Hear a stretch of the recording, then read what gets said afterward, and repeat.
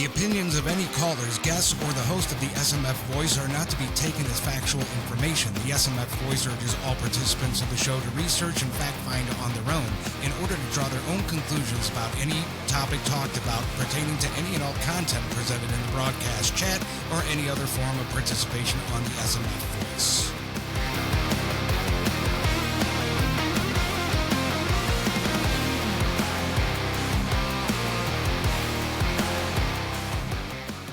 Well, hello, everybody, and welcome to the Stow Munroe Falls Voice. As promised, and in studio with me is Board of Education member for the city of Stow, Mike Sheehan. How you doing, Mike? I'm doing great, Matt. How about yourself? I'm good. It's good to see you. Before we get into conversation here, I want to go over a few show notes really quick. Sure. Since I put out the promo for this show, I didn't really have any social media or anything set up because everything was changing so much. Everybody knew about my blog talk radio issue, so switched here to river.com or river.fm, and I'm kind of happy with it. So I decided to put together all the social media pages around it. And so to find the show and to watch the show and to participate in the show, I did set up a Facebook page, and you can find the Facebook page at SMF Voice. As a matter of fact, you can find YouTube, which you're watching right now, at SMF Voice. And I'm also streaming on Spotify, which is great if you want to go on the go and take your phone with you, and you don't have to watch a video. So that is also SMF Voice. So a lot of places to go. I also set up an email. And this email is important because it will give you guys a chance to respond to me and this show. And again, as a community, participate. So you can share your concerns with me, what you like, what you don't like. You can share, ideas that you have for the show or concerns, or even refute something that you heard, or if you felt attacked or something like that. And I'll even have you on the show to go ahead and defend your position. So lots of places to go. Again, Facebook, YouTube, Spotify, and the email is smfvoice@twc.com. So go ahead and get a hold of the show. And in the meantime, let's get this thing rolling. All right. Mike, Yes, you've been a board member for almost 10 months now. Yep. So you've got a good idea of the lay of the land, how things go. You have an idea of the way this Board of Education is handling things and the way the district and administrators are working. Let me ask you just, real basic, what's your feel of how the Board of Education is handling things, how the district is handling things? Does it seem smooth?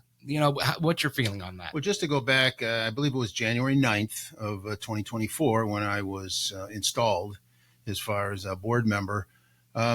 During the time that I was campaigning, I started to get a feel for what I was in store for. I don't know if I'm a glutton for punishment, but I find myself always putting myself in a situation where I'm having to learn a new learning curve. Mm-hmm. And this was definitely a learning curve.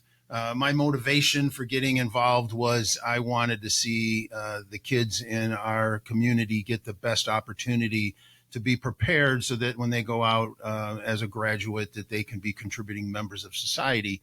So that's where my motivation for doing it. Kind of knew what I was walking into, and I knew it was going to be interesting, to say the least. I find that there are a lot of very genuine and sincere people that also want the best for their children, and those can be people that their views are what I will say are a little maybe tainted, but they're sincere in what they believe. Mm-hmm. So you're fighting that. You're kind of fighting both of that. Right. And, I found you can't go in with guns blazing. I do know, having grown up in a political family, I'm from the south side of Chicago. We were the lone Republican district in probably all of Illinois. Mhm. And just as a sidebar, had an opportunity to kind of be in the back of the room when Ronald Reagan came to our community when he was running for president. So I always kind of remember that and knew nothing of what was going to happen. Didn't know who Ronald Reagan was. But so I've always had that in the back of my mind. And this was the first time I did run for an office. But the learning curve has been interesting. Does it seem like it's like a changing curve every time you get together with the board, or every time that you look at the district in a new way? Does it seem like things change a little bit more than? They're not really changing. I kind of know what to expect, which I'm challenged. I'm being challenged at some of the things that I would like to see improved on, changed, modified. Yeah. So there's definitely a challenge there. I do feel it's been I'll use the word interesting again. Right. I'll use the word challenge again. It has been challenging. I mean, I remember when you were running, and as a matter of fact, you had a website up after you won. It was something Mike Sheehan or msheehan.com. It was something after you won the seat. It might be m.sheehan.com. That was it. Yeah. And it listed what you wanted to do underneath, that web page. Mm-hmm. And pretty much what you just said was what you wanted to do. You're interested in not just letting these, or making sure that these kids get good grades. You want to academically challenge them. You seem to want to have a fair and challenging place for them to be, where they don't get a lot of outside flack, things that they don't need to be paying attention to. Right. On that site, you had a lot of great points. And from my perspective, watching you have done your best to meet those things. Thank you. So, and I'm happy to hear that even though that it is a challenge going into and dealing with some of the board members currently, which every board has an issue like that, yes. That you're still willing to dig in and ask the good questions. You're not afraid to speak up during a board meeting. You're not afraid to take 15, 20 minutes, on one topic to make sure that all the T's are crossed and all the I's are dotted. And I've seen you in many board meetings doing something like that. So I applaud you with that, because even though board meetings, a lot of the times people don't attend them because they're boring, or they're just too much of a word salad going on. A lot of people don't know what they're listening to. And you seem to put the brakes on that and say, hold on, let's go over this again. So not only does it make sense to me, it makes sense to the people that really count. And that's the people that are footing the bill for this district, in my mind. So, I mean, there's some challenges to overcome. But, I watched the meeting last night. There was a meeting last night on the 23rd. Yes. And I saw some good things come out of there. And I saw a united school board around some good ideas. As a matter of fact, they had put together a presentation, a couple of the teachers, and they talked about the Teams program. Can you tell me a little bit about the Teams program? Yeah, I'm glad you asked that. And I just want to mention one thing, since this is the school board. I just want to read this just for mine and your protection. Absolutely. Go ahead. Good evening, everyone. Before I begin, I want to remind you that I'm speaking today in my capacity as a school board member. My comments reflect my personal views and insights and do not represent the official position of the school board or the district. Now, with that, I'd heard about that program before, just by seeing some posts and stuff. And I go, this is really cool, and it kind of brought me back. And what they're doing is just amazing that I see. And they're doing it in different aspects of athletics, in the athletic arena, I think cooking. And there was a third, category that they were bringing these kids in. There were kids working with them. And it brought me back. Art of some sort. Art. Yeah, there was art. Yeah. It brought me back. I had the opportunity to start a wrestling program at a junior high in the suburb of Chicago. The principal of that school. I coached his kid in football, and he said, "Hey, we need to get a wrestling program here." Mm-hmm. I said, "Great." They had the funds, and we got the uniforms and the mat and everything. So I have a ton of kids. It was a 7th and 8th grade, kind of like a Kimpton. And, and again, these are all boys. Kind of looking back, I'm thinking, God, these kids are all out of control, So I, worked with them. We molded them, got them under control, and we had success very early. Mm-hmm. That year, we were in a district that had some very competitive junior high teams. We were very, and we experienced a lot of success. I don't think it was the first year we did very well. We have a conference tournament and stuff. We did very well, and then that second year, so we went through a whole other year. We won our tournament, and I remember the principal coming up to me and just thanking me for all the work I did.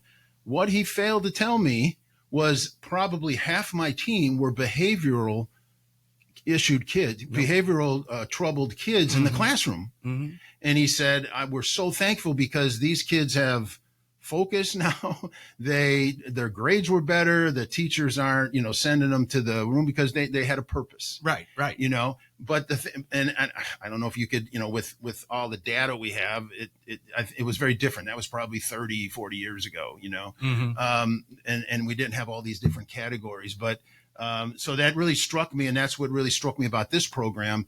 In my case, because some of these kids they're working with, you can obviously see because of the wheelchairs and just the nature of their physical, there's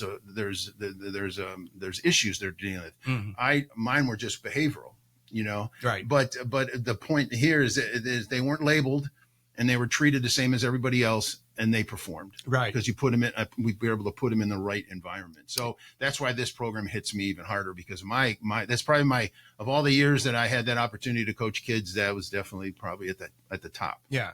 And I think it's a great idea because not only are you, telling kids that they need to treat kids like this mm-hmm. better, and you're not just relying on intervention specialists and people that are experts in that. You're actually bringing the kids in and taking their 2 cents and probably their God-given abilities to be able to actually help out people with disabilities like that. And like I have a sister who is she's an occupational therapist. She has her own practice and she works with pediatric kids. So she's working with kids with muscular dystrophy and cerebral palsy and everything else. And so I've been around this, and I also it touches me deeply just because I love the fact that not only does it give these kids with these issues purpose, like what you said, mm-hmm. it gives the other kids helping them out. Purpose. And it probably, they both walk away from that school day every day feeling so much better. And I think that that's great. So yeah, kudos to that program, right. Whoever is nurturing it. And mm-hmm. I'd like to see the board come together and really, enjoy that type of success with the district. But we, unfortunately we do have our problems, Mike. And a lot of the problems stem around irresponsible handling of funds and monies.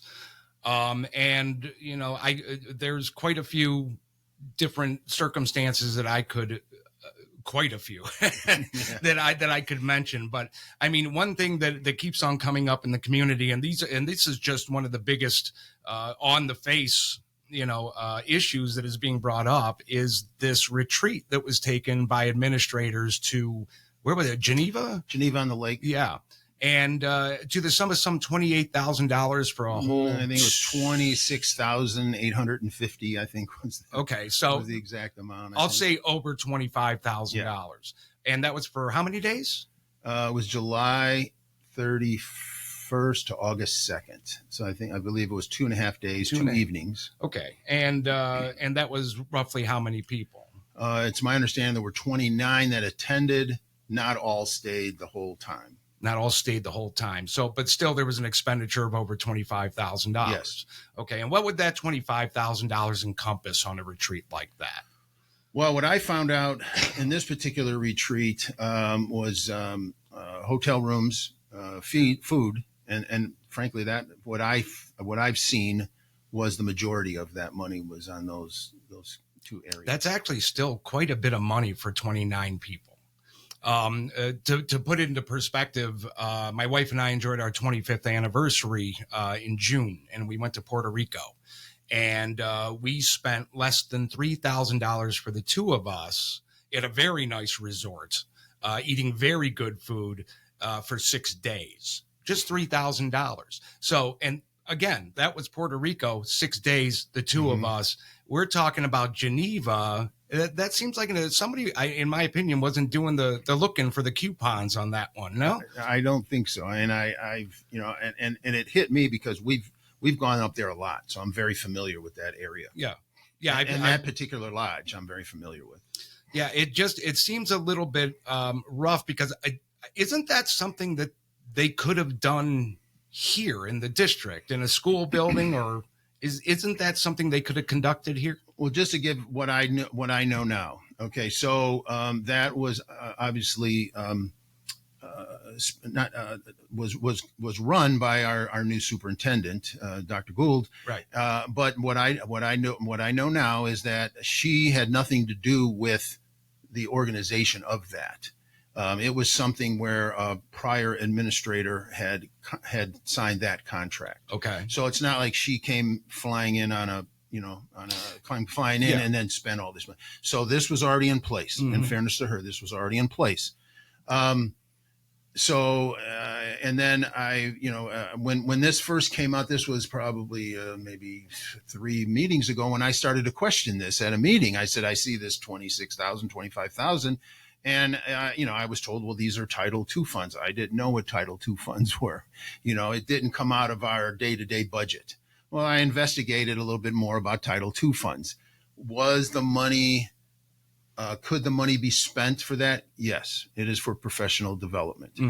To kind of answer your question, which in my since having a conversation with the superintendent was, we obviously couldn't do anything about that this year because we already had a contract. Yeah. And I'm assuming based on that her first day technically was August 1st, that she would be able to say break the contract and modify. So she kind of, went with what was already set up. Right.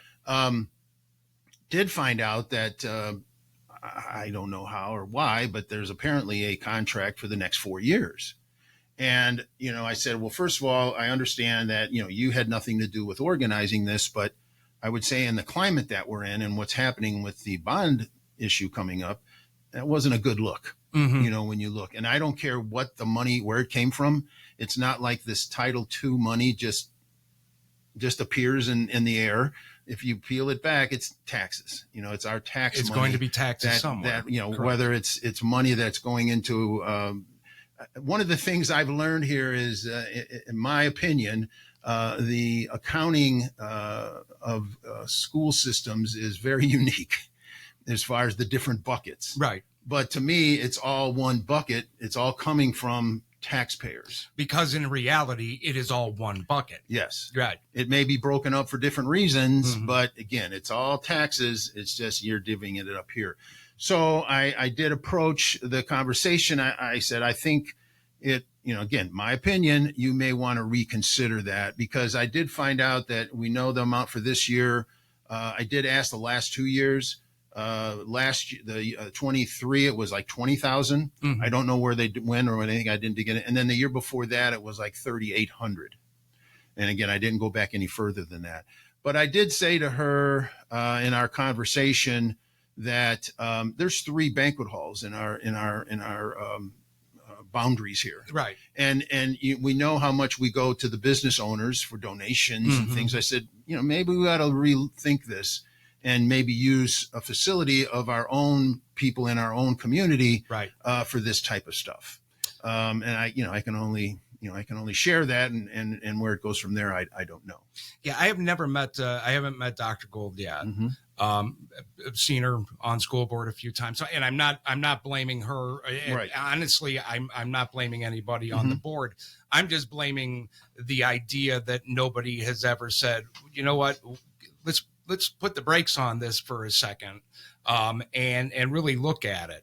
And like we were talking about what Title II funds are, it is tax money. It's not local tax money, but we are paying into it, some type of state income tax or sales tax or something. It does come, that's government money. Anything you get from the government is taxpayer funded. So it is tax money. But I did look up some of the other things that you could do with Title II money. And a lot of it you could use more geared towards in the district for the students. Correct. And I don't think that you get an unlimited amount of Title II money per year, right? You don't just say, hey, we need some Title II money. And I may have these reversed, but I did ask that. And again, it may be reversed. It was 125 and 100. So it was either, we either got 125 last year or, whatever. Those were the numbers the last 2 years. So you're looking at, hey, 25% of that is being put on on this event. Right. Which again, I'm just looking, I look at all the pennies, that are out there as far as what our district is spending. And, again, when you look at that, I mean, there's probably, so this list goes all the way that I have to O. Does it go farther than O? As far as things that can be spent, there's a lot, and everything's kind of geared. The using it for professional development was just one section. So you got A to O. E was, if you look up Title II, was the section talking about personal development. But you're looking at here supporting awareness and treatment of trauma and mental illness and school conditions for student learning, supporting gifted and talented students, preventing and recognizing child sexual abuse, supporting science, technology, engineering, and math, the STEM. So, those are just a few of the things that Title II money can be spent on. So once your Title II money has ran out for the year, it's gone, right? It's gone. Okay. So that's my point is, if there was, and this, this is we're eventually going to be talking about the bond issue coming up, the levy that they want to put on.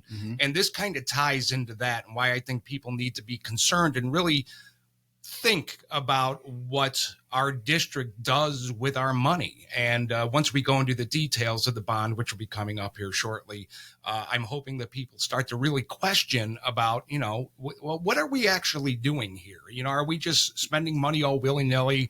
Or, is there somebody who's taking responsibility? I know last night at the meeting, I heard a couple board members talk about how important it is to save a buck. That what we just talked about is not saving a buck. And that's, something that I don't care where the money came from. Is if it's taxpayer funded, I think we need to, really start looking at our elected officials and saying, what are you really doing? And start questioning what they're putting on the ballot. So we'll go into that in a little bit. All right. What else did we have here? I had heard, I think it was the last school board meeting. And you had started mentioning a reading program and you weren't able to get through it because they kind of shut you down. Do we have a problem with our reading program that's currently in place? We have a new reading program. I think it's called Intro Reading. And this was presented through the summer. You have kind of a process when we're introducing something of a new curriculum, because I believe we added a math and maybe a science, but this particular reading program went through the 3 readings, and then it was approved by the board with the endorsement of our curriculum supervisors. And that was this summer, this past summer. Okay. So somebody did share an article with me about this particular reading program that did not speak very highly of it. And I wanted to kind of present that, to just kind of have a discussion, because again, it was out of the New York Times. Again, it was just not, it did not speak very favorable of it. And that Sunday before, there was an article in the Akron Beacon Journal, and it kind of mentioned, Stow and in respect to their reading program. Now, I know this is costing about $400,000. I think half of it is being paid by the school. The other half is being paid by the state. Again, I think that's pretty accurate as far as that. Okay. So there's a pretty big investment in that. And it was more of me just questioning the fact that, okay, this is one article, but, are we on top of it? Because, we look at our report card and our reading skills at that 4th grade level is, is not where I would want it to be. I Mm-hmm. mean, are you going to get 100% of kids being able to read? No, but you should be in the 90s. You know, I mean, the research is out there. Kids that don't know how to read, guess what? They're the ones getting in trouble and, you know, and later in life. Right. You know, they don't have those basic skills. Oh, absolutely. So for many reasons too. Yeah. Mm-hmm. So, and having a conversation after that, I was kind of directed to a website. It's the Ed Reports, and this kind of overlooks and reviews the different reading. I looked at it a little bit. I don't have all of my facts with me on that, but I have a question as far as the reliability of that Ed Reports. Okay.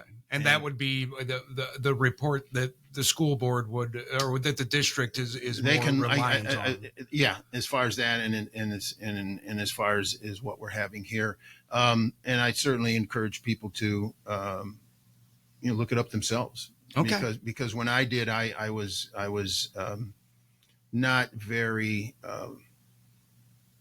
I was very concerned as far as the people behind that. Yeah. Yeah. Okay. Well, I mean, so you brought up this article, and I saw you do that, but they didn't, they didn't want to discuss it. It didn't seem like. Are they just head over heels in love with what they have, or? Well, this is brand new. And, again, I'm learning just the process. It seems like a lot of what controls what it goes in front of our kids is coming from the state. Right. But what I'm understanding is the state has a very broad, a broad opening as far as what you can do to satisfy the state. Mm-hmm. It's not like the state is giving you one choice and you have to go with that. There were other reading programs, like that article alluded to other reading programs that were out there. I don't know what we had used before, but again, you look at the report card and where the fourth graders were kind of in the 70s. And again, please don't hold me to that because I don't have it in front of me, but it was a number that was concerning, as far as the percentage of kids that are at the level that they need to be, right, or should be, up going into fifth grade. So, I said, are we helping ourselves or hurting ourselves? And, the jury's out, because one of the things that I had the conversation with Dr. Gould on is, okay, it's one thing that we have, they call it mapping, I guess, is where it's kind of what I'd say lesson plans. I remember I had a teaching degree and I hated those because they held you accountable. Right. You had to lay out, okay, this kid's going to read. Yep. All right. How's he going to what are you going to do to get him there? Right. And the teacher would give that back to me and says, no, we're missing some part there. So I'm all for that. But then what's the accountability at the end of the year if we don't hit those numbers? Right. So that was because I've always kind of strive on that. It's one thing to have these great programs, but if we don't have the numbers, who's responsible? Right. Who are we holding responsible for that? And that's a problem with a lot of things within a school district, not just this one. Nationally, there's a lot of public school districts where they really don't answer to anybody. They can kind of get away with whatever they want, and there's been a lot of programs pushed from coast to coast, especially in the state of Ohio, where things are getting really bad. And one of those programs we'll talk about later as well with somebody that we both know, who I've been in conversation with, who I will have on this show eventually here. But it's scary. And it just seems that, there can be programs introduced or ideas introduced, and parents, a plethora of parents will not like it, and there's nowhere they can go to get, anybody. I'm not saying hold accountable. I'm saying to at least answer questions. And it's very difficult to get honest answers to questions that are coming from very concerned parents. These are people that are trusting their kids in the system, and that's scary. So we'll see what happens with this reading program. Right. I guess I hope that it hasn't been implemented yet. This is the first year. This is the first year, so it's undergoing. It's brand new. Is that something that can get repealed after the year? Or do they have a time where statistics have I don't to play know. out? I mean, just based on, I don't know what that process is. Okay. I'd say let's, hopefully cross our fingers it does very well. And this was all moot. That'd be a good question for a regular community member to go to a school board meeting and ask. Yeah, I mean, we look at the report card just came out for last year. We look at this year. Okay, here, what's the report card here on how our kids did, and if you got the numbers, I also kind of went into this. We talked about the program that the kids are doing with the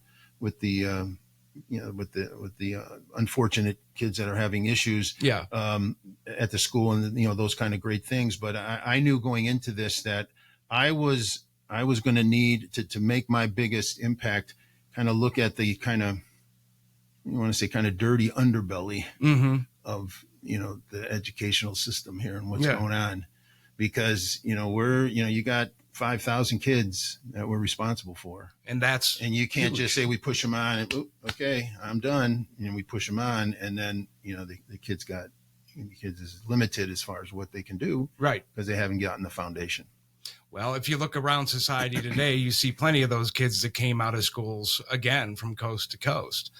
Because unfortunately there's a mind frame like that to where they're really not looking at kids as people. They look at them more as numbers. I think that's my opinion.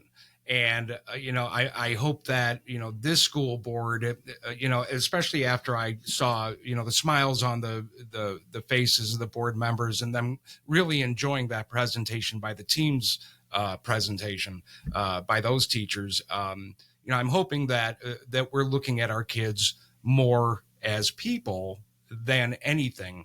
And one of the things that bothers me, though, and this was another thing that was brought up last night, I had heard about all these surveys over the last few years. When my kids were in school, they were pushing surveys. So it was like they went to school to do nothing but test and survey. And it looks like it's the same now. Both my kids are twins. They graduated in 2021. But I see that it seems to be getting worse and worse. They introduced a new survey last night called PBIS. Yes. And it just seems, the questions seem nice, at least the example questions, but why do they need to know that information about these kids? It seems that we are becoming, as a school district, or as school districts are doing, they're trying to be more psychologists than teachers. Yeah. And I do not have the education background to answer kind of the question why, but I do ask why. Right.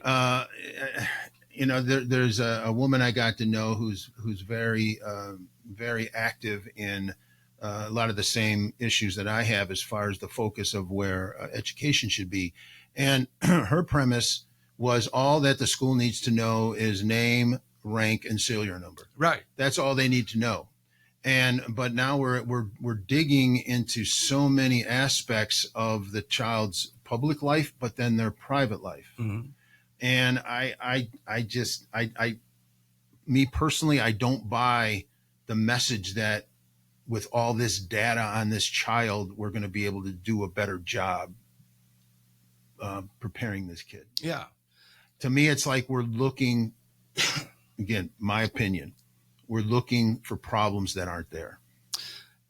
And I think, going back to the reading program and probably many other aspects throughout their schooling, their career in school, I think the more that you see these surveys and this whole idea of psychology and how do the kids feel and how do we make them feel inclusive, how do we do that? It seems that there's a teeter-totter, a weight of some sort where the psychology gets pushed, and when the psychology gets pushed and their school day becomes this huge, laying on the couch for a psychiatrist, it seems like they're at least the report card for the district and other districts around us seem to fail. Mm-hmm. Am I just crazy looking at that? Yeah, I think maybe the proof is out there is that as the more we do this, we're not seeing improvement on at the other end. Right.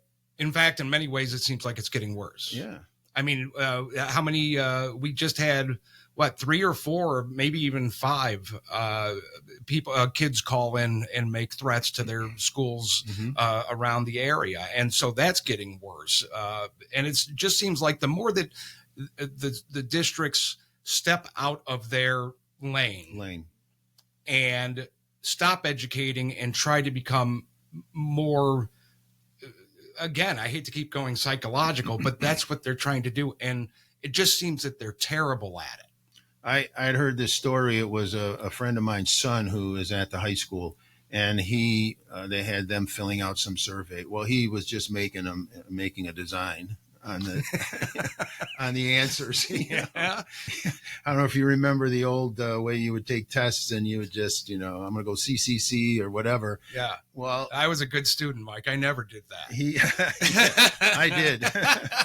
He got called down to the office. Yeah. He was in the office the whole day, and it was and it wasn't until later on in the day that they actually ever did call his parents, which, that's another whole other conversation. Right. As far as that. So I would think you're not going to have that at the younger kids, but certainly the older kids, they're kind of getting a feel for this, and they're going, hey, I'm going to have some fun with this. Right. And here this kid ends up being called down to the office the whole day because they're concerned about his mental situation. Yeah. And again, it's taking away from their educational day instead of just teaching them. They, and I think you're right. When these kids hit high school, they know that something's up, and they're just like, this is stupid, and they know that they're not getting an education that they're supposed to. I mean, this kid was kind of angry, and that's what I did. This is wasting my time. Right. I'm just going to fill these out and be done with it. So when it comes to these, I heard, as far as at least the survey that I'm talking about, I think there's other surveys they happen every year, I guess. I don't know how often. I know there are some that I very questioned their credibility. I don't believe we have them in Stow anymore, and I don't know that for sure, so I don't want to name them. This was new to me. I mean, Christy Pro put on the presentation. She kind of was overseeing that. So it's my understanding that this is new as far as that. I was told that I think they'll do it 3 times throughout the year. I think I did hear that last night. Yeah. But, I did see some of the things that I was ready to ask, which Christy addressed, is that, they can opt out. They don't have to take these if they choose not to. There were, she had said that the data does not leave here, does not leave. Which I've heard before on a lot of things. I bless her heart. I don't buy it. Yeah. But anyways, and that if we were to cancel that contract, that within 30 days, all of our data of our children would be erased. Yeah. But yeah, I think that there was a couple other things. The biggest thing that I had on my list when she was talking, could they opt out? Mm-hmm. Because again, I believe that the school is there to educate and to prepare, not to occupy their time with all this stuff. Right. That could in essence, they're going into it with a good heart that this is going to be positive, but I don't think there's any data to show that. I don't think there's any data either. And in fact, again, I think it's detrimental because I think these kids, once they're presented with a lot of these surveys, they start thinking that there's something wrong with them. Right. And so that's detrimental too. I am a fan of old school education. I hated school. I hated it. But I understand and understood why it existed. When I was going to school, I was terrible at it. But everybody around me, all of my friends, all of my peers, all of my school chums, they were pushing hard to get through school. You didn't see what you see today with more worried about cell phones and social media. You didn't see people worried about this whole, what do they call them, furry thing. There's so much that these kids are interested in, of which, by the way, they're not going to survey them about that stuff. No. But there's so much other stuff that these kids are doing that isn't education related, We didn't get the surveys when I was in school. And we had a 85, and that was Nordonia. We had a 85 to 87% graduation rate. And then shortly after that, a year and a half to 2 years, they even surveyed out to see who got their diplomas after that. And there was 8 to 10%. So people, we took a lot more pride in education, I think, back in the day. Today, again, kids are allowed to act strange and not be surveyed for it. But then normal kids walking around school who just want to go there and take their math test and go to lunch and go to band and then go wrestle or whatever, go to science, and they're getting a 3.2 grade average. They just want to be left alone to learn. No, it's a great point. And I've always said this for the longest time.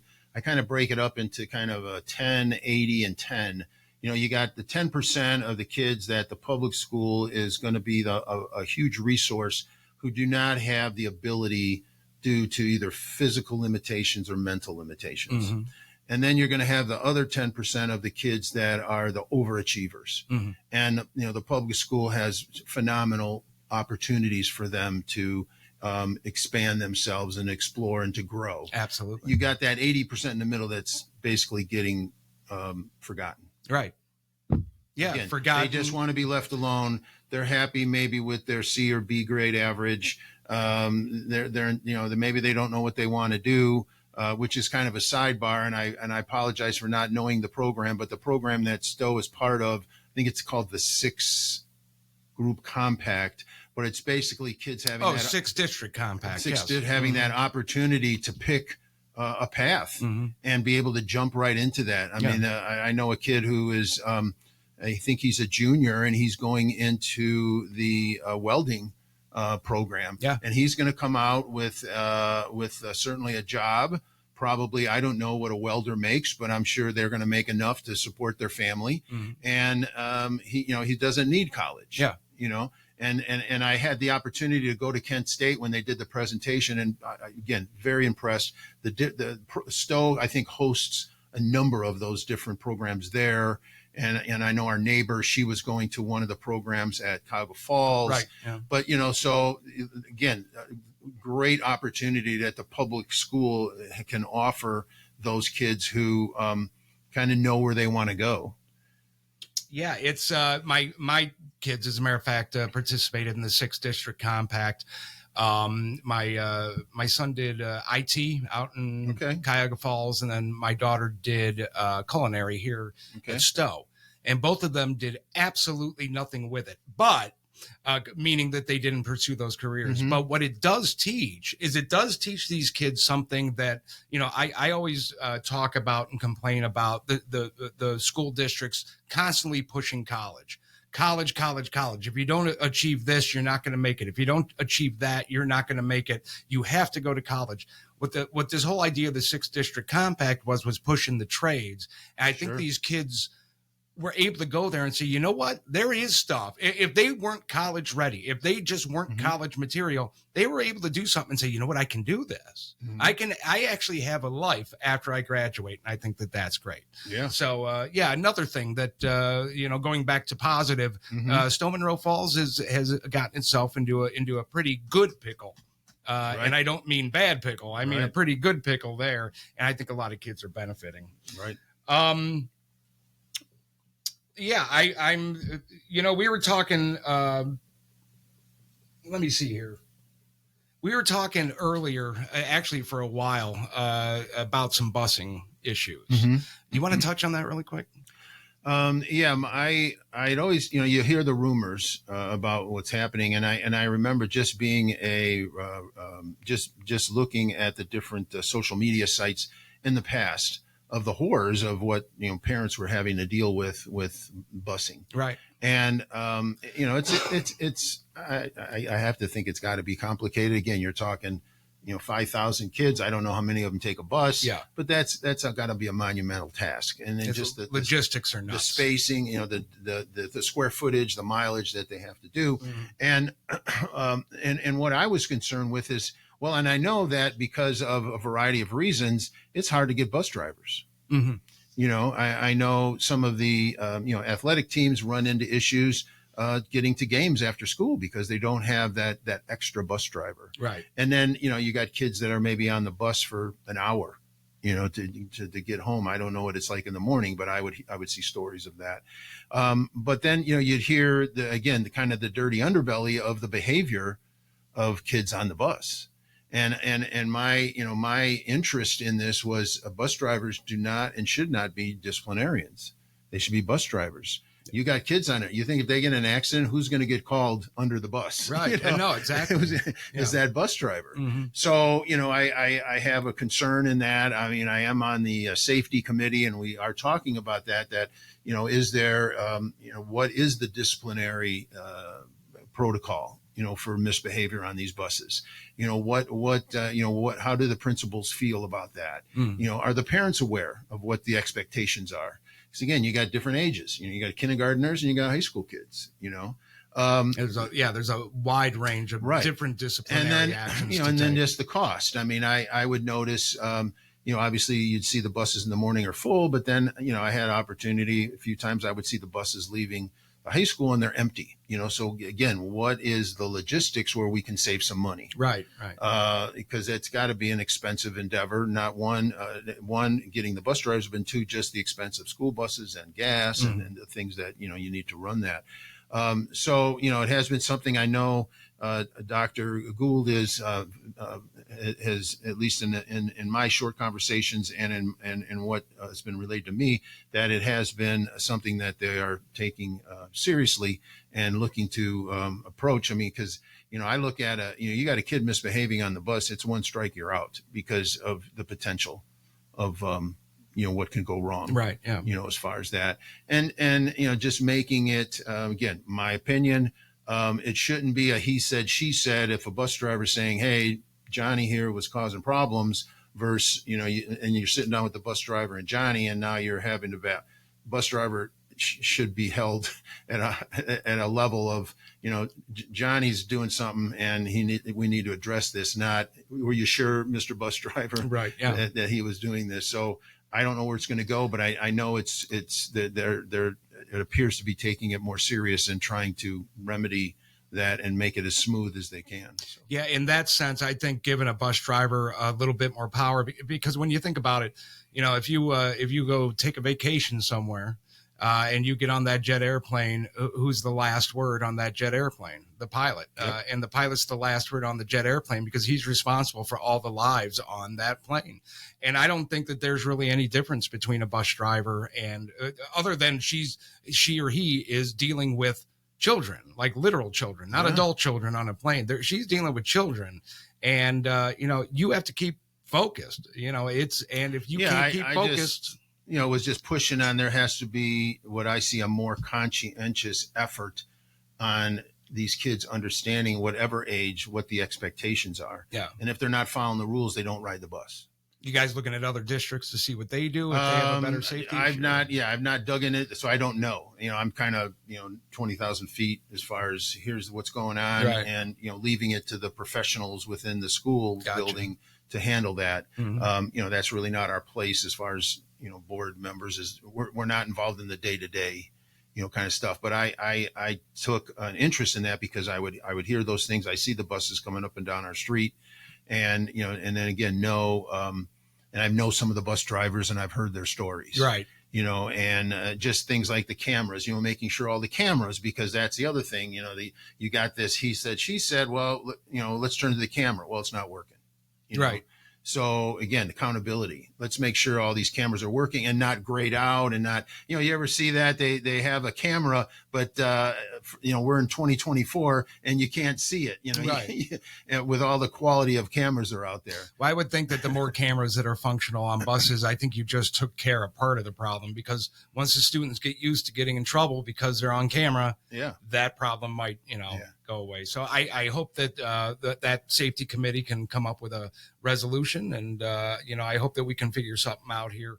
I didn't realize that it was as bad as it was. I know that we had a couple rough starts in the past, but if it's getting bad, it's time to nip this in the bud. I mean, I think it's tough enough just the logistics of getting a kid, huge. Picking them up and getting them home. Mm-hmm. Let's not add the discipline or lack thereof on the bus. Right. Yeah, absolutely.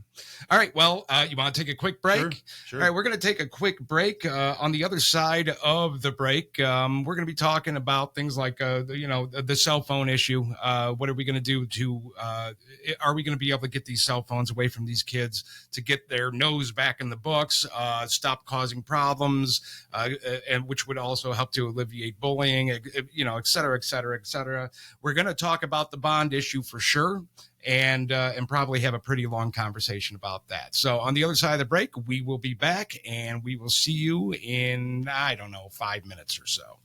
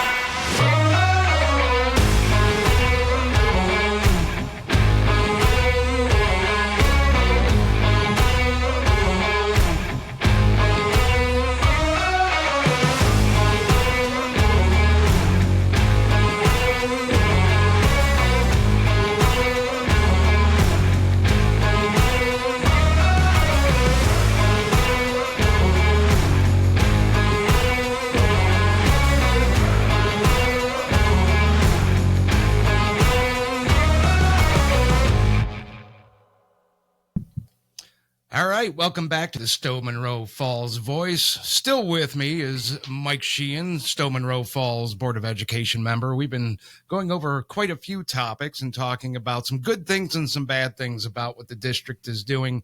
And it's not our, goal here to just demonize people. It's to try to find a resolution to some of these problems. And hopefully by, informing the public and informing the community, maybe they can give some ideas and write some emails to their Board of Education members to say, hey, I have this idea, or, hey, play a little nicer together. Whatever the case. Before we go back into talking here, Mike, I want to announce something that's coming up in Stow, an event that's actually quite fun. I was involved in the very first one a few years ago, and they've done this event for the last few years. And it's wonderful for kids, for families. It's a haunted hayride that they do at Silver Springs Park. And it's just a really cool event. They bring you in, you walk through Heritage Barn there. They have all kinds of displays. They hand out some candy, I believe some candy, or at least some treats of some kind.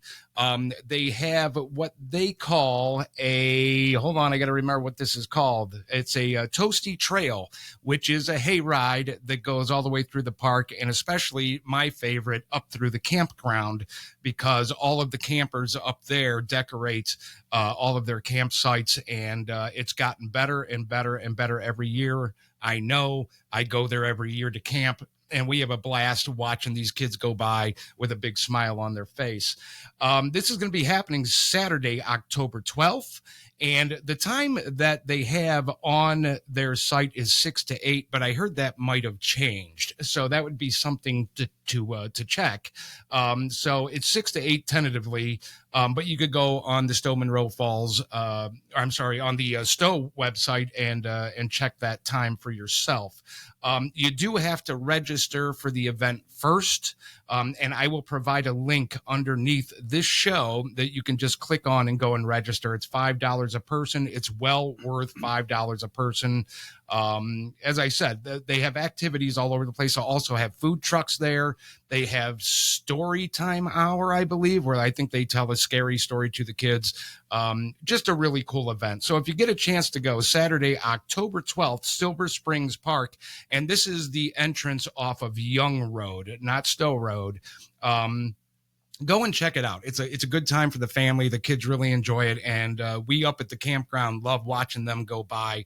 We have a really good time that entire weekend. So yeah, if you get a chance, please go ahead and do that. And again, I will provide the link underneath this show. So let's get back to the nitty gritty, Mike. Sure.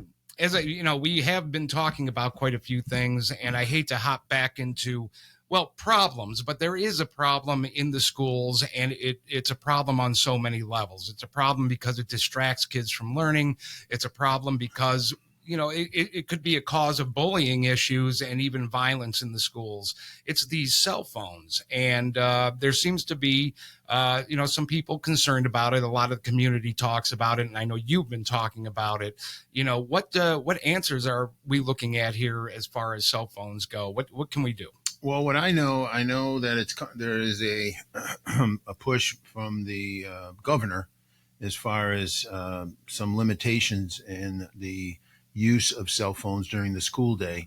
And starting the conversation with the high school, I was very pleased to find out that they have had somewhat of a cell phone policy instituted already. Our high school. Yes. Okay. At Stow. Mm-hmm. I can speak at the high school. And as a matter of fact, I was there last night and I was in one of the rooms and I did see they had something on the wall with all these little pockets. And what happens is when the students come into the classroom, they put their cell phones in these little pockets. Okay. And that they don't get the phones until they leave school.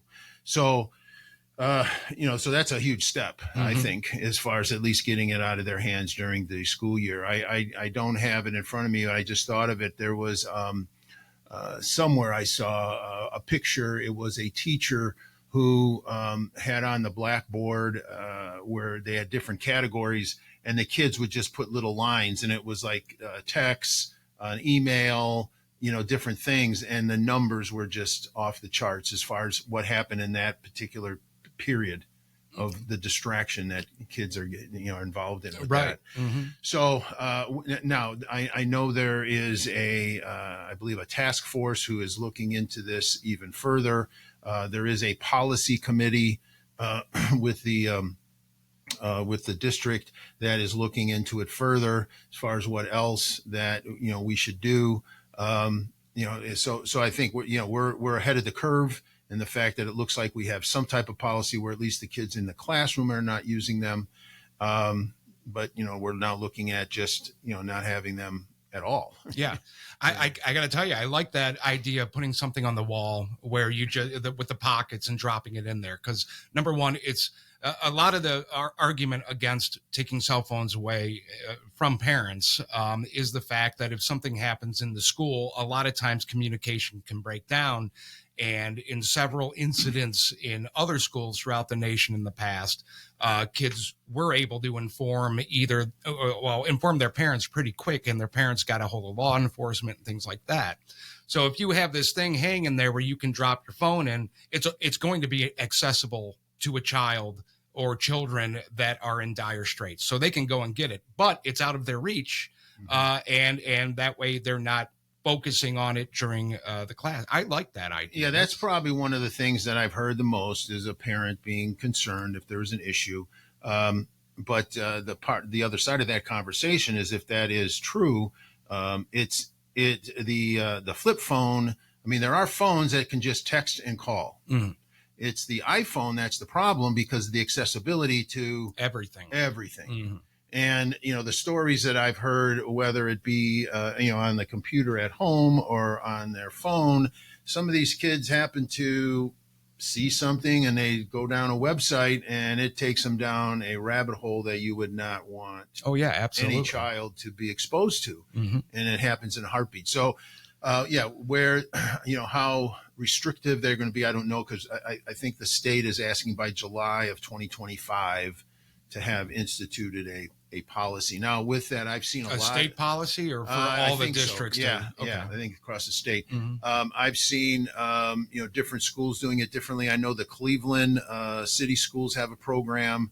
Who else did I see? There were several that have already instituted programs as far as limitations with the cell phones, that's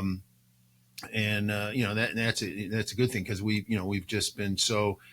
I was talking to somebody the other day, and I don't care what age the kid is. You'll see a kid walking into a restaurant, walking down the street, whatever, and they got this phone in their hand, right? And it just rules their world, mm-hmm. and it's just unfortunate. But I will say when I look outside and I see a couple of kids on their bikes and riding down the street and they're laughing and giggling, they're not on the phone, So right. I guess, and I don't know what it looks like at the high school at lunchtime. Are they all sitting there on their phones? Because that's one of the things I've heard where you've had this limitation of the phones that the kids are starting to interact with each other. Right. They're starting to talk with each other and, mm-hmm. and stuff. And then the other,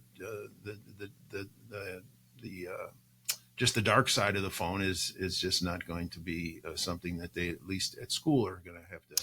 It generally doesn't lead into anything positive, really. At least I've never been a big fan of my kids having phones so young. I was, I got my way to a certain point, but they were able to handle it responsibly because I made that happen, and so did their mother. We had limitations on them, and that meant taking them away at certain times of the day, and so we did that. But it's like you said, it can add to so many dark places, and it's something that a kid doesn't need to be concentrating on during a school day. We just heard a board of education yesterday talking about how important it was for that school day to be filled with them being in class and learning. Mm-hmm. I heard that as a mantra yesterday.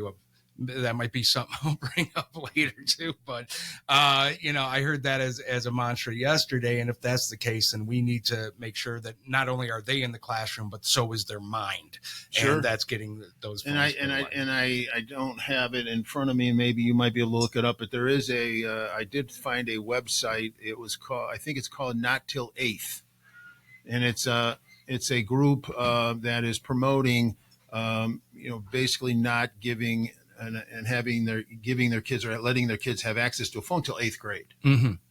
So I like that. Yeah, I think it's called Not Till 8th, yeah. Not Till 8th.com. But and I kind of get reminders and stuff on it, and it was an interesting concept. And I have talked with some folks that I shared that with, people that have those kids kind of in that middle school, intermediate school, because that's kind of where it starts. And, those are obviously I think the kids that are most influenced, but that's where it starts. And then now I've always said once you've taken away the innocence of a child, you can never get it back. You can't put it back in the jar. No, you can't. And that's absolutely correct. Well, I hope they get that policy taken care of, and I hope that all parties can agree on it. Mm-hmm.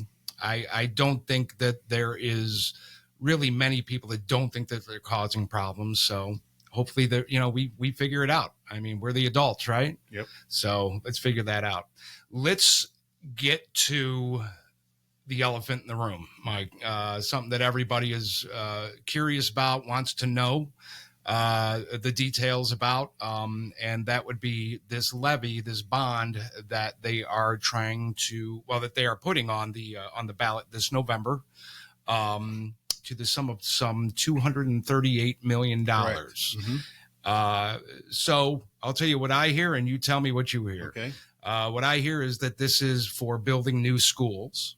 And originally I had heard that this was to build basically all new elementary schools. Correct.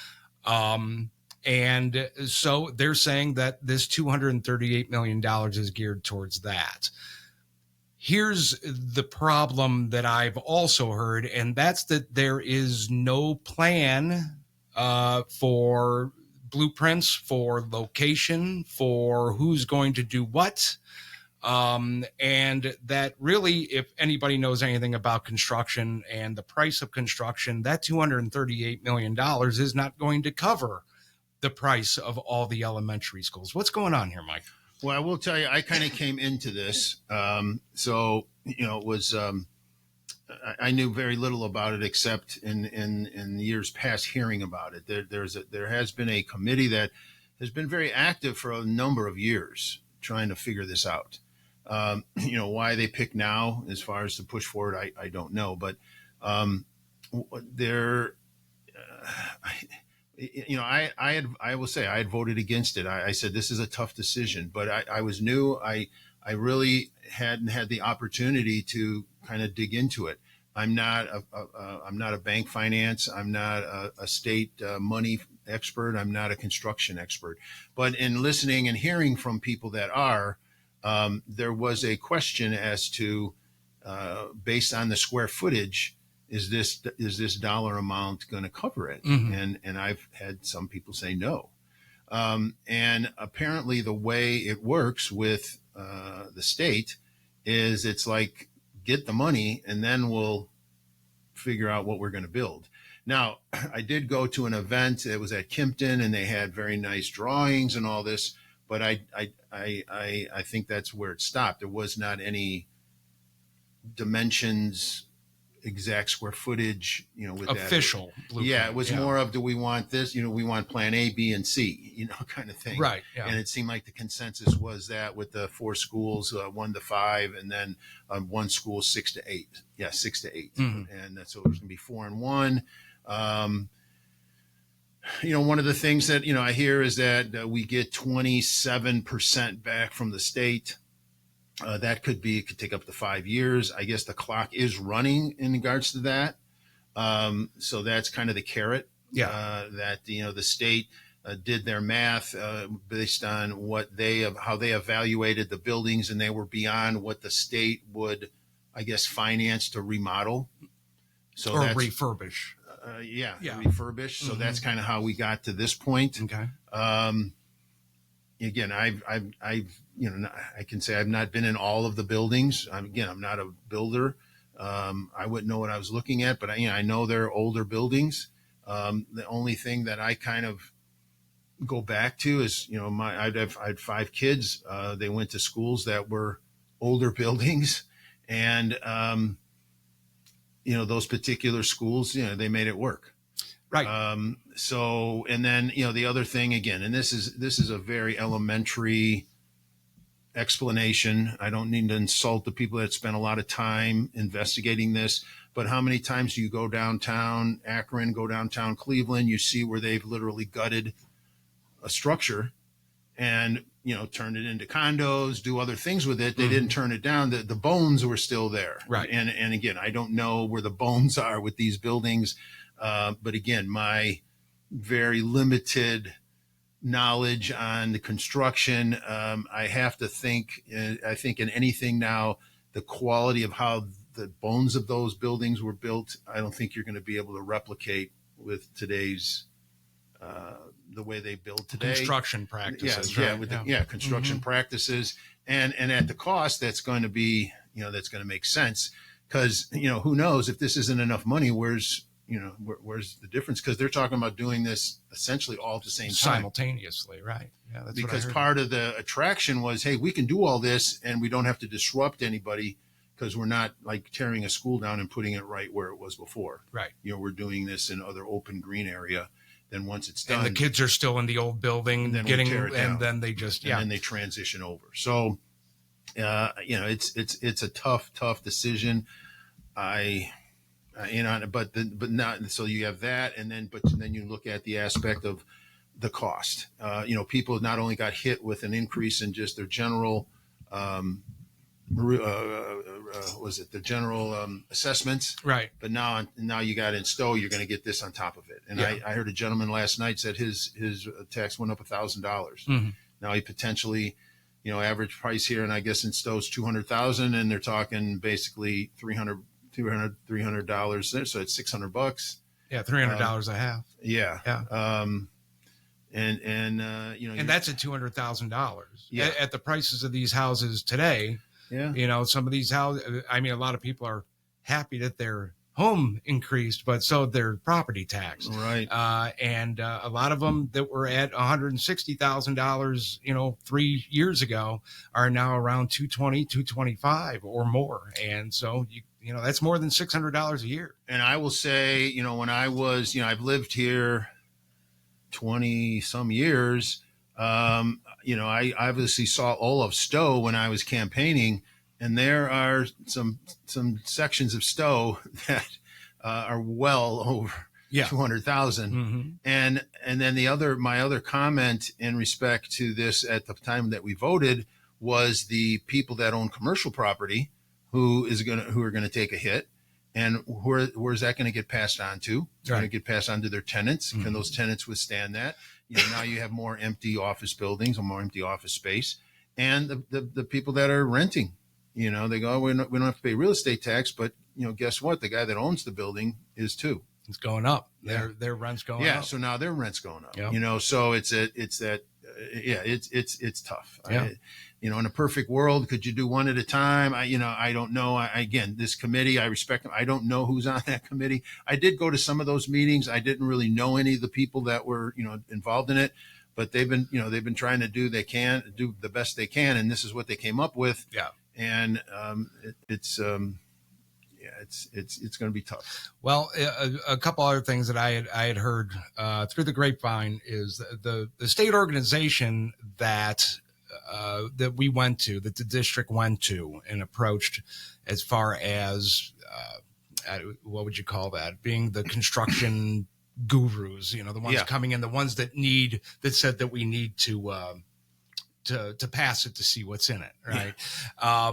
So the state organization that's responsible for that, the district wasn't that they didn't have to go to them. They could have gone to, another construction company, and the word is now escaping me of what a contractor. They could have found other contractors. They could have compared price. And the one thing, and I get this, I understand it, but they wouldn't get that grant or that. Right. That's the carrot. Right. Is this rebate, refund? And to me, that doesn't seem right. That almost seems like that they're going to have a monopoly on these large, building projects when it comes to public school buildings, which, that's almost monopolizing it. You know what? We'll take the business because we can offer that. And that kind of bothers me. I don't understand how an organization like that can exist when, you could have somebody else. You're taking what you're doing again, though. That's taxpayer money. Yeah. And you're just giving taxpayer money into it. So that's going to increase taxes. I understand that it's not local. It's not coming from local tax, but it is coming from somewhere. It is going to raise taxes in all of our pockets collectively. Mm-hmm. And that's kind of bothersome. I don't, again, I can see how that carrot out there is attractive when you do the math, mm-hmm. 27% on 238 million. But it saves a lot of money. I have to believe that even though the state's in it for 25%, 27%, I don't know what the percentage of their involvement's going to be on what's built, how it's built, and what goes into that building. Right. How much of a say? Yeah. Yeah. That's so now you have your local contractor now dealing with the state. Now I don't know if that's how it works, but common sense would kind of tell me, I think there's problem. The state's that's not going to say, do it this way. We're going to give you this money and be hands off. Right. No, they'll be up their butt. That's for sure. Yeah. And then I have to ask the question, why do we need new school buildings? I know that they're older. And I went to school in Nordonia. And I can tell you that there's old buildings out there too. But the thing is they were old when I was there. Mm-hmm. And they were kept up, they were maintained. And the reason for that was Sagamore Hills, which is part of Nordonia, flipped a lot of that bill. Macedonia also flipped a lot of that bill. There was money involved, and the taxpayer money, at least at one time, was used for what that taxpayer money was earmarked for, and that was maintenance and upkeep. And I know that since I've been here, there have been quite a few levies that have gone through that have specifically addressed that passed. So how do we have all this money that is coming in through levies from the past and bonds that are decades old, that was earmarked towards building maintenance and upkeep, and all I hear is our schools are falling apart? How is that possible? Yeah, I don't know where the disconnect was in that. Again, coming in January, I kind of heard that, but without opening up the books and going back 6, 8 years or whatever and digging in and finding out where was this money spent. Yeah, that's the only way we would know. It's easy to point the finger. Bad leadership, as far as that, when the community is going to be, is going to believe in you and you vote yes, and then it's not spent the way it's supposed to be. Fool me once. Well, and then you're stuck with a $238 million price tag with probably another $238 million on its way. Yeah. Fool me once, shame on you. Fool me twice. I do know that there are people in the community that have opened up their tax bill and really itemized it and put together a really good presentation for the community. And I think within the next couple of weeks, I'm going to ask them to come on the show and present that to the community, so people really understand exactly what's been going on with their tax money, because they're going to tell you it's about the kids. It's about the kids, and to a point it is. But what is, and if you don't pass it, then that means you don't care about the kids. Well, I'm going to flip that and say, well, if you use the taxpayer money for something other than what it was earmarked towards, then you don't care about the kids. You don't care about the kids. And I think that this community has already shown through the last couple decades that they care about the kids, because they've passed damn near everything that's come down the pike. And the only, on the flip side, a lot of that money is not going towards what it was supposed to. So, well, what's down the road here, and I may be off. I've heard two different things, that there is an emergency levy. There may potentially be 2 in 25, or it might be 1 in 25 and 1 in 26. Yeah. Now, these are emergency levies. And then, you get this thing on November 5th voted down. Just as a sidebar, I understand if it does, it can go right back on the ballot on the 5th in May. In May, right. It doesn't have to be approved or doesn't have to do any. It just slips right back on. But then if it doesn't pass then it has to go through the same process that we did in July to get it on the November ballot. But now you're going to be right in the middle of these emergency levies coming due. And if people are getting used to saying no, and they say no to those, you're looking at a significant, you're looking at a problem as far as the cash flow and just in the general everyday workings of the school. So for those that may not know, and I don't know exactly all that they pertain to, but what are these emergency levies? What are they? Why are they emergency levies? What are they? Yeah, and I don't know the history of them. I would say money was needed. Emergency. And, these are the ones that I believe, that they sell them on the fact that, hey, it's not going to cost you anymore in your taxes. Right. Yeah. But if it's based on appraised value and all that stuff, yes, your taxes are going to go up, because, what else are they using? So is it really an emergency levy, or is that just a fun little word that they use to just continue on a levy? Yeah, I don't know the history of either one of those, so I don't know why. And I don't know if how many times they've been renewed. So I don't know the history of them. Well, that would be another question for some of the other people that have been following this rather closely. Yeah. And believe me, there are some people in this community that are taxed to death, and a few of them, some are on Social Security, literally living check to check. And it's not because that they misspent their monies or were frivolous with it. It's because of everything that's happened federally, state, and locally with all of these expenditures being asked of them. or levies or tax money being asked of them, and they've been passing it. So the gentleman I think you were talking about last night was talking about, what our taxes looked like a few years ago to now, and it was over $1,000. That was his went up. Yeah, and then I don't know where that guy lives or what his house is, but if he's nearing that $200,000 mark, you're looking at $500-600 a year more. And that's huge. Well, and I look at some of the folks that I know that own the commercial property here. What's that going to look like for them? You're adding zeros. Oh, absolute zeros onto that when you're looking at tax value and taxable value, appraised value. What they're going to have to pay. And when you go to a lot of these, we're seeing new buildings going up, but you're looking. I was somewhere and I'm looking at every third building was empty. And that around here. Yeah, right. Absolutely. And that's been happening since I've been here since 2006.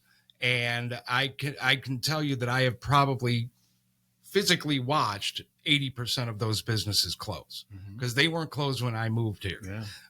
And so there's a reason. There's something happening to where they're selling out to move. They either went out of business, which I don't think when I moved here they went out of business. I think they just went somewhere cheaper. So there's a reason that they left, and there's a reason that nobody is buying up that property or renting out that property, and everything coincides with something. Yep. And I always bring this up. For some reason, it doesn't hit home, but my family's from Garfield Heights, and I knew a lot of people in Garfield, Maple Heights, Bedford, North Randall, those areas, even further north. And those used to be extremely nice areas. Sure.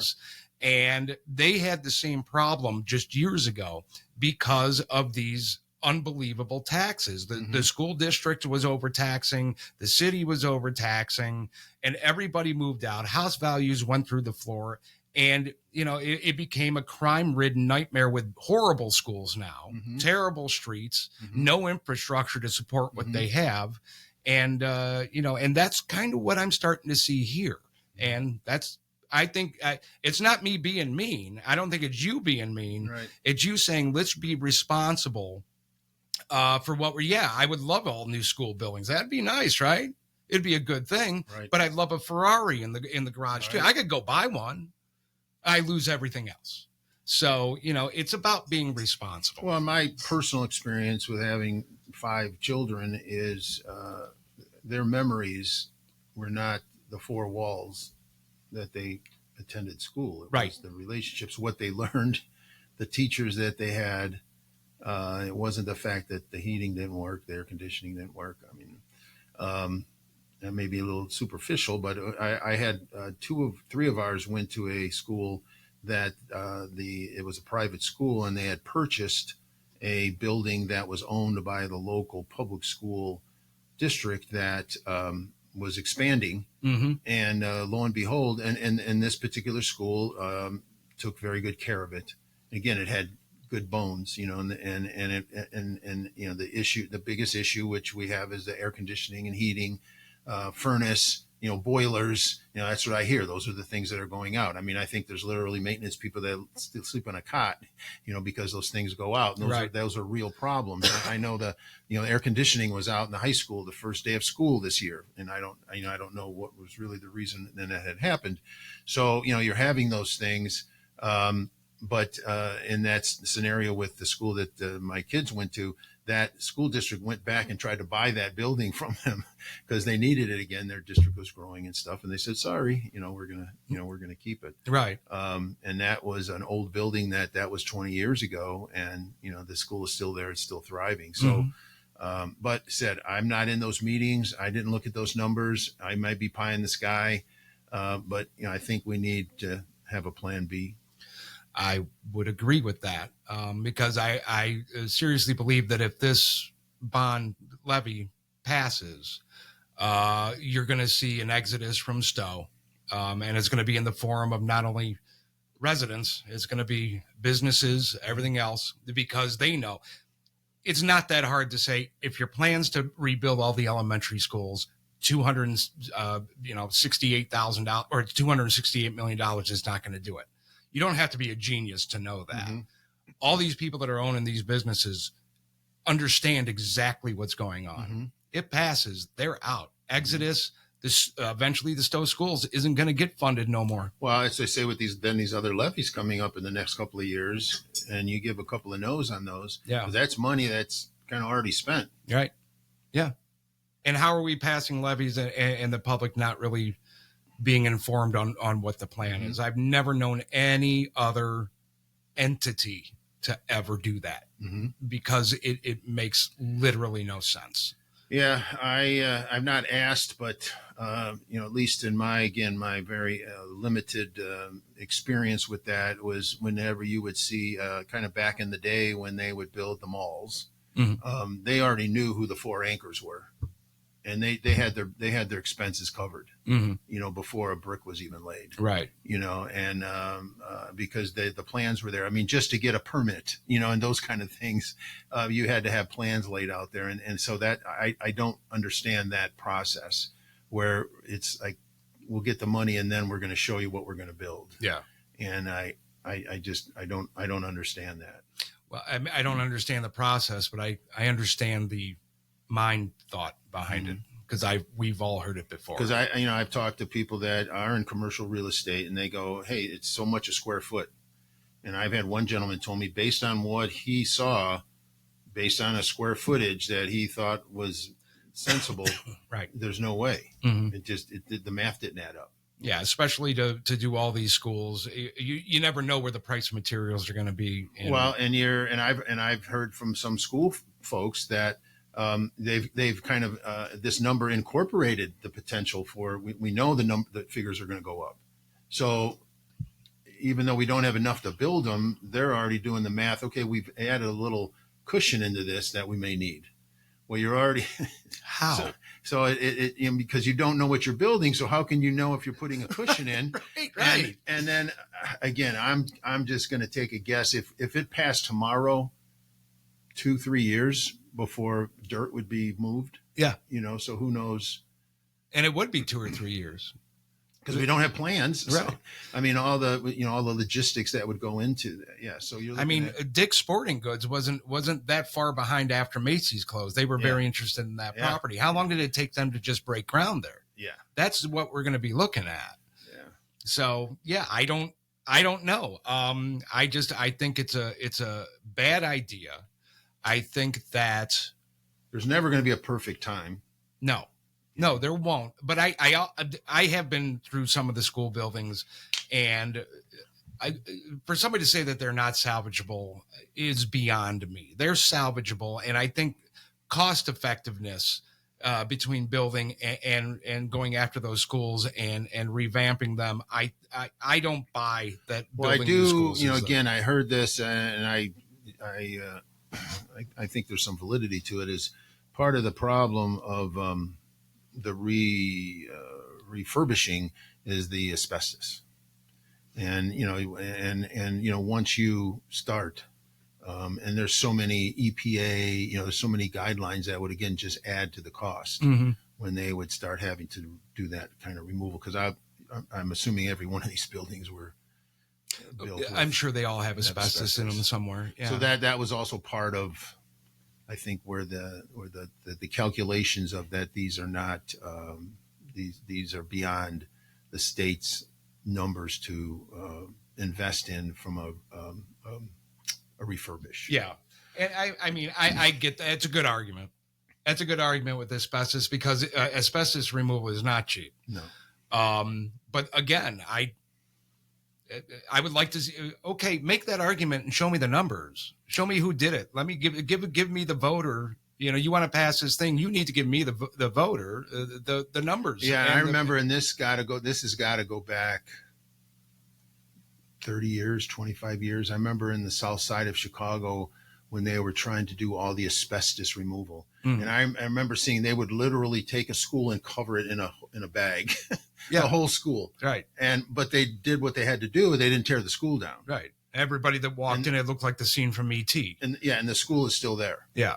The school is still there. So, again, I just kind of think of that there were that particular school, and these were public schools, didn't see the value in tearing them down. Well, they invested in that. And then I would say, again, if that's a legitimate argument, this is something that hasn't been presented to the public, is what I'm saying. None of the arguments for why they just say, well, it's not cost effective, but you got to give us $238 million. If you're going to ask for that, then you should be providing the reasons, the cost, the breakdown, and where you got it from. In my opinion, and if that is that, if it's in that bad a shape, I think we have people in the community, because it seems like, people in elected positions think that us residents are a bunch of idiots, when it couldn't be further from the truth. We have people in this community that are in all sorts of different avenues of work, everything from engineering to doctorates. Everybody's got a niche somewhere, that are sitting here going, I might have to move because I can't afford this, So I would just, my suggestion would be, if you, they don't have long to do it. If you're going to push this issue, start showing that evidence, and one of the things it might work out well for them that way. Yeah, one of the things that I saw that Dr. Gould has put into place is she's forming these committees. Some of these committees have been already formed, but she's incorporating some of folks from the public. And as a matter of fact, today was the last day that you could go online and register for an opportunity to be considered. One of these is the finance committee. Yeah. So I'm hoping that the folks that I hope that qualified people respond to that, and that she chooses the people that do have this finance numbers knowledge, because I think that to have that perspective from outside of the school math, the funding and how they do math, from somebody who's out in the kind of the real world would be of value, right, to determining, just if this makes sense. And as said, you were talking about the numbers and what it looks like. The folks that put on those presentations, it was just nice pictures, and anybody would say that. Right. Anyone would say that, yes, I want that. But there was nothing. There were no appendixes down there that this is what it's going to cost. Yeah. To do that. Well, I don't even know where that number came from. The $238 million. Yeah, not a clue. I don't have any idea. And I've never gotten any explanation about it either. It's willy-nilly, man. And it's a lot to ask. You got to have a better argument for it than what they're doing. But, there are people that are there. They buy if you don't pass it, you don't care about the kids. Yeah. And my thing is, if you don't handle monies responsibly and you crash the entire community, then the kids are going to suffer, because the schools are going to go literally into the hole. The city's just going to go to hell. And I care about the kids. I care about this community. I care about our senior citizens that are living check to check. I care about, the people with disabilities, physical disabilities and mental disabilities, that they're living check. They can't work. They're getting, and they're just on the edge right now. And if, like you said, renting doesn't get you out of this. Nope. Owning a home, you're going to pay. Renting, you're going to pay. If you own a business, you're going to pay. And we got to start getting more responsible. That's always that scary moment when you get that mail from your mortgage company in between the month that you don't, when you don't get your your statement comes the first of the month. When you're getting something about the 15th, you're going, oh God, okay, what? And it's usually your what do they call it? When they put the money aside, escrow. Hey, your escrow, we're going to have to bump that up a little bit. Right. Yeah. There's not enough to cover it. I've never gotten a letter from those companies that was ever positive. No. Like, hey, we're going to cut you a break. Yeah. You never see that. Yeah. But it's going to be interesting to see how it plays out. I am going to have other people on the show to help break down our numbers anyway, our side, the community side, and go through those, and hopefully, may fortune favor the foolish, I guess. Just try to play this out and see where it goes. Because we're talking, what, 45 days or 44 days? It's coming. It's unbelievable how fast it's gone. Yeah. You were just sworn in Right. my head. Yeah. Yeah. That's silly. Okay. Well, yeah, we'll touch on that some more, and I'll have people on the show and see where that goes. Let's touch on a couple other things that I heard last night. And it bothered me because of the way that the conversation was handled by some of the BOE members. And that was this religious release policy. And the way that Ms. Benzel explained it is, it's a 10-year-old policy plus. The language hasn't been changed or visited in 10 years. And it seemed that they wanted to pull this religious release, and really had no plans to reinstitute it. They didn't say why they wanted to pull it, other than it was old. And I heard a lot of bad arguments for it. Like, it was compared to the cell phone policy. It was compared. I believe it was Miss Benzel who mentioned that that's what DEI was all about. It was such a weird conversation. What's going on with this religious release? It kind of caught me off guard because it was an addition to the agenda. And then it was just a very high level discussion. Why it was picked, I do know, because I did look at the minutes of the policy meeting. There were probably 20 other legislative items that were listed on there. Two of them being, one, the opportunity to leave school for religious education, and then the cell phone. So I think that's why they tried to bring those together, because in the minutes, the next meeting, those were the two topics that they were going to be talked about. Why they picked this one, only they know. I personally said that's something we shouldn't touch.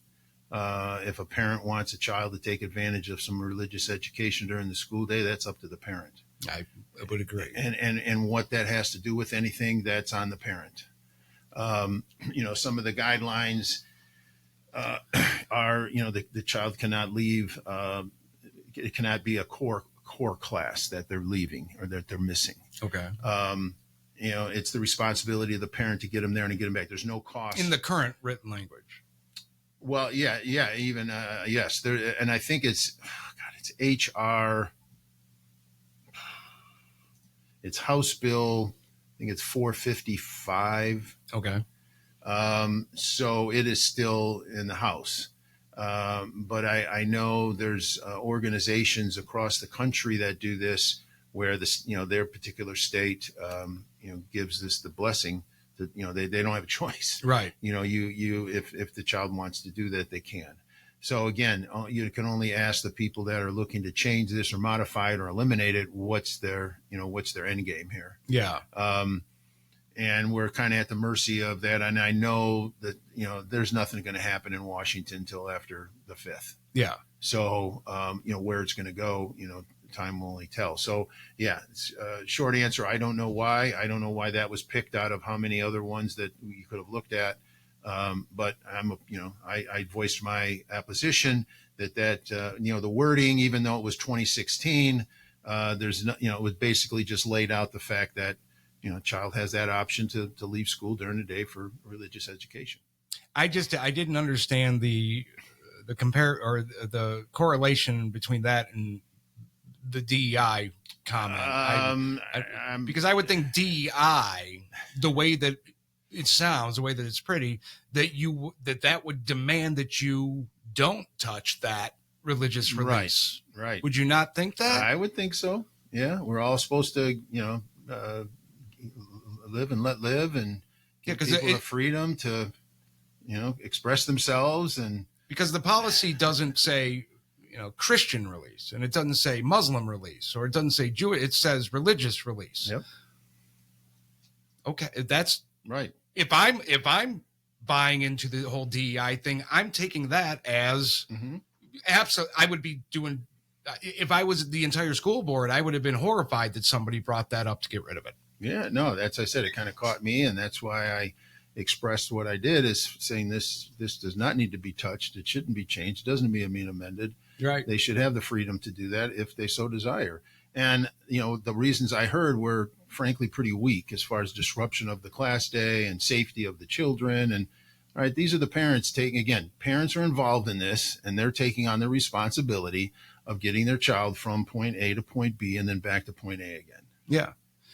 And the school does not have to be involved in it whatsoever. Yeah. And I don't know this, but I have, I don't know this, but I have heard where there is that opportunity to even get some type of credit, but I don't know what that is. But that's not the reason that they would be doing it. It would be for any credits. Well, I'm not going to name any names, but I find it a little hypocritical of a couple of the board members to mention being worried about them missing some of the school day, because I have a long memory in some instances. Mm-hmm. Like, my wife says, hey, can you do the dishes in the morning? And I don't. Okay. Yeah, so right. Not that kind of memory, right. But I have a long memory. And I can tell you that there's one or two school board members on that stage who celebrated the kids' walkout a few years ago. Yeah. Over the gun issue, over the gun bill and gun laws being introduced. Mm-hmm. One even telling me that she thought that civil disobedience was healthy for a child. So walking out of the school with your fist in the air was healthy for the child. But now they think that, going somewhere to do something wholesome, like celebrate your religion, is going to be nothing but disruptive and horrible. Yikes. Right. And I can only speak. I don't think there's any of this that happens at any other than the high school. But again, having the opportunity to be around the high school, there's kids coming and going all day long. If you're driving around there's kids in the parking lot. It's scary sometimes. Yeah. You got kids with early release, and there's all kinds of bodies going all over the place there. Obviously it would be different at the other schools, because they don't, in essence, I don't know if they leave the building during the day. I know at the other elementaries, they go on the playground and stuff, but so I question the integrity of that being pulled and picked out. Yeah. And for the reasons that they give. Yeah. Right. Yeah. All right, Mike. I'm going to ask you one more question. Sure. Have we covered pretty much the gambit here? Yeah. Okay. Where do you see the district at by the end of your term? Do you have a hopeful future for Stow Munroe Falls City Schools, or are you worried? Well, I'm always one of the half full kind of philosophy. The school's been around for a long time. I think it's weathered probably some storms that are a lot worse than maybe what we're experiencing now. I have to think, and there, there's a lot of teachers, a lot of people in the buildings there. And I have to say, I've met a lot of very quality folks that are very sincere in what they want to do. I don't have an answer for that. I think we have a lot of work to do. So until that happens, I can be virtuous and say it's all going to be rosy, unicorns and lollipops. Right. But no, I think we have a lot of work to do. And I think if there's some attitude changes going on, I think that work could be done. Mm-hmm. And I think that there could be a pretty bright outlook for the entire community. Sure. Should we just, kind of just level off a little bit and do what we're supposed to do. Right. Mike, I really appreciate you being on the show. Thank you. For the rest of you, I appreciate you all joining us here. I'm not sure what's going to be coming up in the immediate future. I do have some prospects, and I will try to be getting something back on the air next week. However, I would like to try and actually do a live format, which would be nice, which is my ultimate goal. And I will keep you up to date on the Facebook page. Again, Facebook page, SMF Voice. What was the other places I had here? I had YouTube, obviously, SMF Voice, Spotify, same thing. And the email to get a hold of me for any questions, concerns, anything else is smfvoice@twc.com. I look forward to seeing you guys next time. I appreciate you listening, and we will catch you in the near future. Take it easy, everyone.